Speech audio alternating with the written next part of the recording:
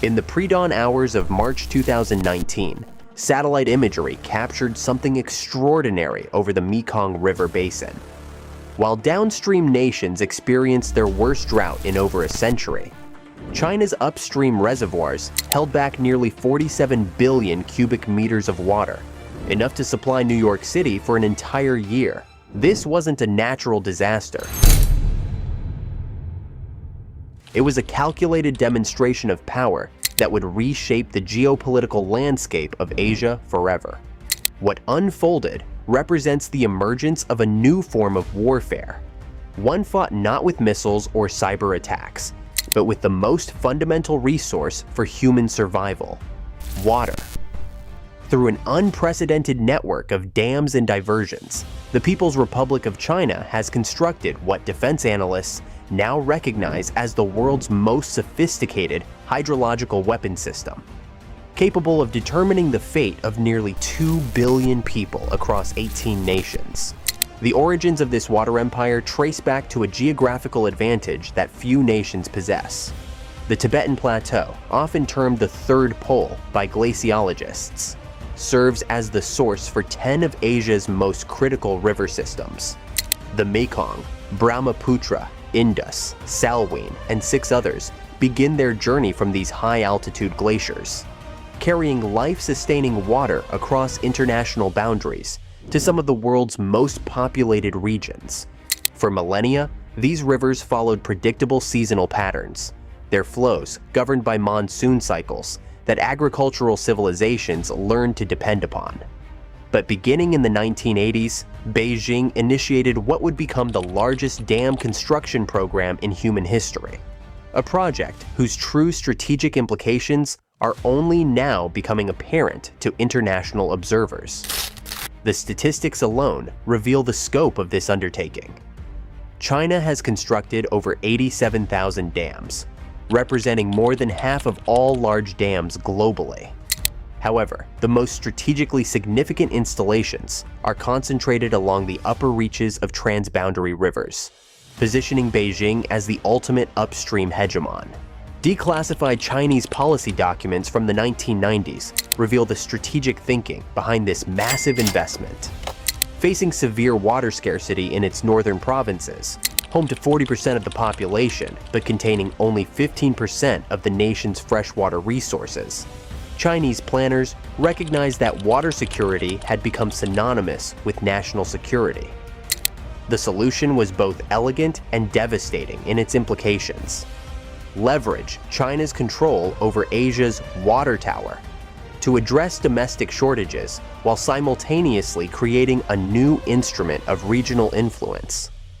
Internal Communist Party documents describe this strategy as upstream advantage maximization, though international relations experts have adopted a more direct term: hydro-hegemony. This approach transforms water from a shared resource into a strategic asset, one that can be withheld during periods of diplomatic tension or released to reward compliant behavior from downstream neighbors. The Mekong manipulation. The Mekong River system supports over 60 million people across 6 nations, making it one of the world's most important transboundary waterways. Known in China as the Lancang, this river's upper reaches have been transformed into what hydrologists describe as a cascade of control. 11 major dams that can regulate, store, or release massive volumes of water, according to Beijing's priorities. The weaponization of the Mekong became undeniably clear during the 2019 to 2020 dry season crisis. While official Chinese statements attributed low river levels to natural drought conditions, satellite analysis by the research firm Eyes on Earth revealed a disturbing pattern.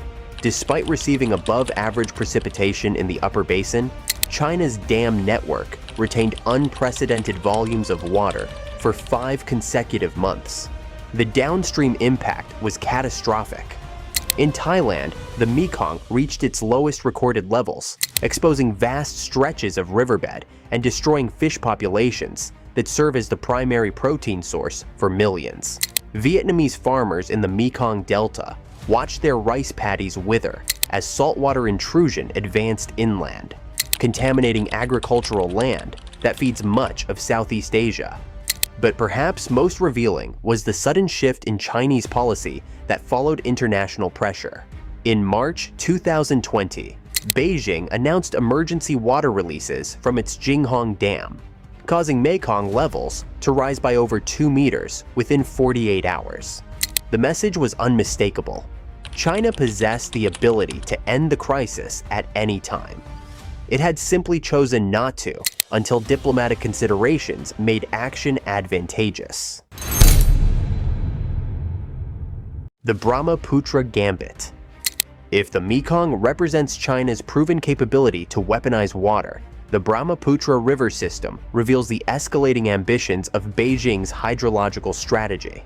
Known as the Yarlung Tsangpo in Tibet, this river carries critical water resources to northeastern India before flowing into Bangladesh, supporting the livelihoods of over 130 million people. In December 2024, the Chinese government approved construction of what will become the world's largest hydroelectric facility at the Great Bend of the Yarlung Tsangpo, a dramatic geological feature where the river turns sharply south toward the Indian border. The planned installation would generate nearly 3 times the power of the Three Gorges Dam, but its strategic location has triggered alarm bells throughout South Asian capitals. The dam's position at the Great Bend creates what military analysts term a hydrological choke point, a single infrastructure node capable of controlling water flows to 2 nuclear-armed nations simultaneously. During the 2017 Doklam border standoff, China provided a preview of this strategy's potential by suspending the sharing of hydrological data essential for India's flood warning systems. The consequences were immediate and devastating. Without advance warning of water releases from Chinese dams, Indian authorities could not prepare for the massive floods that struck Assam state, killing over 200 people and displacing millions. What might have been a manageable natural disaster became a humanitarian catastrophe due to deliberate information warfare. The data weapon. China's water weapon system extends beyond physical infrastructure to encompass information control. Beijing's approach to data sharing reveals the calculated nature of its water strategy. During periods of normal diplomatic relations, China provides limited hydrological information, often insufficient for meaningful flood prevention, but enough to maintain the appearance of cooperation. However, during times of political tension, this data flow can be restricted or suspended entirely, as occurred during the India-China border conflicts. This information asymmetry creates a persistent state of uncertainty for downstream nations. Agricultural planners cannot predict irrigation water availability. Disaster response agencies operate without crucial early warning data. The result is a condition of manufactured vulnerability that Beijing can exploit to influence regional political dynamics. The cascade effect. The strategic implications of China's water control extend far beyond bilateral relationships with immediate downstream neighbors. The interconnected nature of Asian river systems means that Chinese dam operations can trigger cascading effects across multiple countries simultaneously. Consider the Indus River system, which originates in Tibet but flows through India before reaching Pakistan. Chinese infrastructure projects in the upper basin don't just affect Indian agriculture, they also impact Pakistan's water security, potentially destabilizing one of the world's most volatile nuclear relationships. Similarly, Chinese control over the Salween River affects both Myanmar and Thailand, while Mekong manipulation influences Vietnam's food security and Cambodia's fishing industry. This multi-directional impact allows Beijing to apply pressure on entire regional blocs rather than individual nations.